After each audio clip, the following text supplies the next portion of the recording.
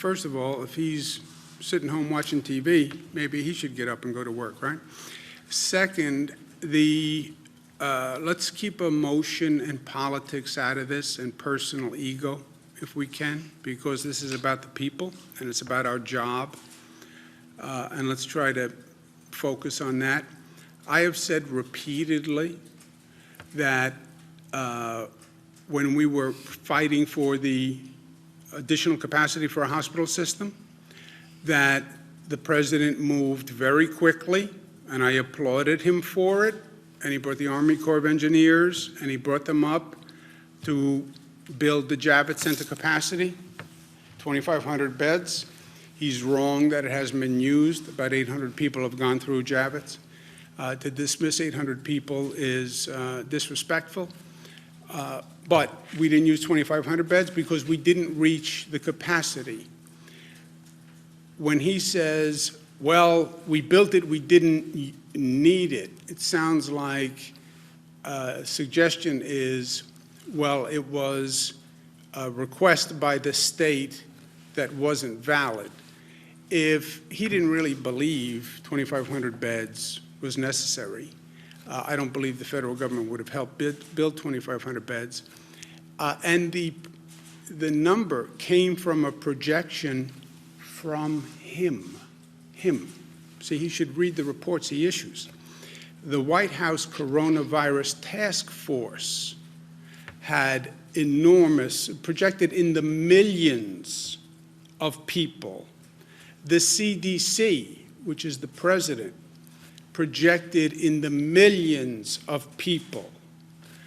So the projections were high. They were the president's projections. So for him to say to anyone, well, you relied on projections and the projections were wrong, they're your projections, Mr. President. So were we foolish for relying on your projections, Mr. President? CDC, Coronavirus White House Task Force, that's you, White House, that's you. We relied on your projections. Okay, shouldn't have relied on your projections. Actually, I think the president has a better argument, which is, yes, we built 2,500 beds because the projections said it could get that bad, and because we worked together, we flattened the curve and we didn't hit the projection, which is actually what happened. But don't suggest that anyone made a mistake relying on your projections or on Cornell, Columbia, McKinsey, et cetera. Second, I have said a number of times, I don't know, what am I supposed to do, send a bouquet of flowers? They were very helpful on Javits. They were very helpful on sending the U.S. Navy ship Comfort. They were very helpful in intervening with China and getting PPE equipment out of China. They were very helpful in helping us find ventilators.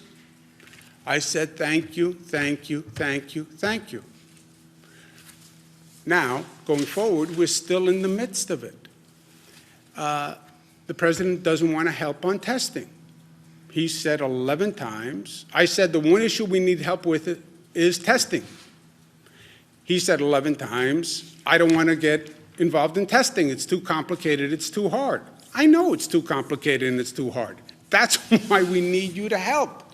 I can't do an international supply chain. He wants to say, well, I did enough. Yeah, none of us have done enough. We haven't, because it's not over. So yes, thank you for the Javits. Thank you for the U.S. Navy ship Comfort. But it's not over.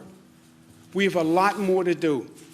And no one can take the posture, well, just say thank you for what I've done, and I'm now out. I'm not doing anything else. I've done my part. What if I said to the people of my state, okay, I'm done. By the way, I saved hundreds of thousands of lives. I flattened the curve. I created more hospital beds than anyone ever imagined. I coordinated the entire state. I'm done. I'm done. I'm going home. I'm going to go see my mother, I'm going to spend time with my kids, and I'm going to go out fishing in Connecticut because their marinas are open. That's it, I'm done.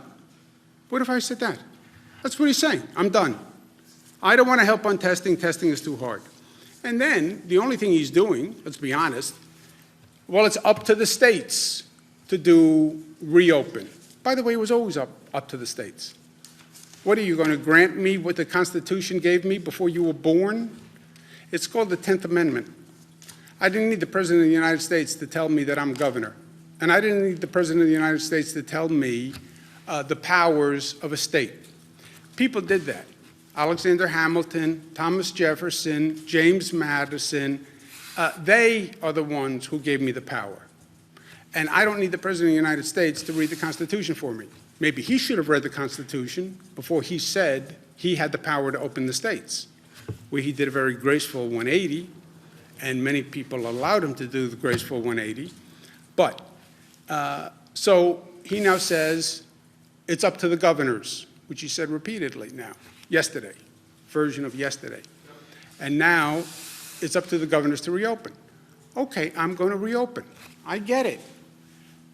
And you don't want to help on testing, which is a national problem and replicates the same chaos that you created with medical supplies because FEMA wasn't ready. By the way, I needed a stockpile. Where was your stockpile? 10,000 ventilators for the nation? That was your stockpile?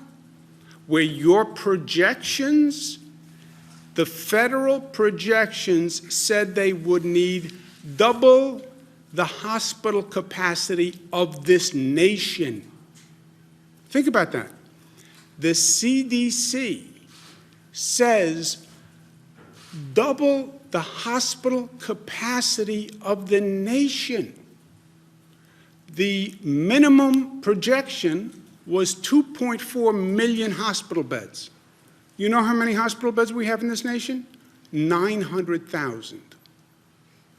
His projection says 2.4 million hospital beds. The whole hospital system is only 900, and his stockpile has 10,000 ventilators. You were ready with your stockpile? Didn't you read your own CDC projection? Didn't you read your own coronavirus protection? So, thank you again, Mr. President, for the Javits. Thank you for the U.S. Navy ship Comfort, which, by the way, is just doing your job as president. It's not really thank you like you wrote a check yourself, but thank you. For that. We're not out of the woods. We have to go forward. We need help on testing, and we need funding. It's up to the governors. It's up to the states. Well, then provide the funding. No, they only want to pass a bill that funds their small business fund, called PPE, their small business program. We need to fund the small business program. But you're going to say, after just saying this monumental task is up to the individual governors and the individual states, I'm providing no help, no assistance, no financial money. I understand that small businesses need the funding. By the way, I know that airlines need a bailout, but not the states. Why don't you show as much consideration to states as you did to your big businesses and to your airlines?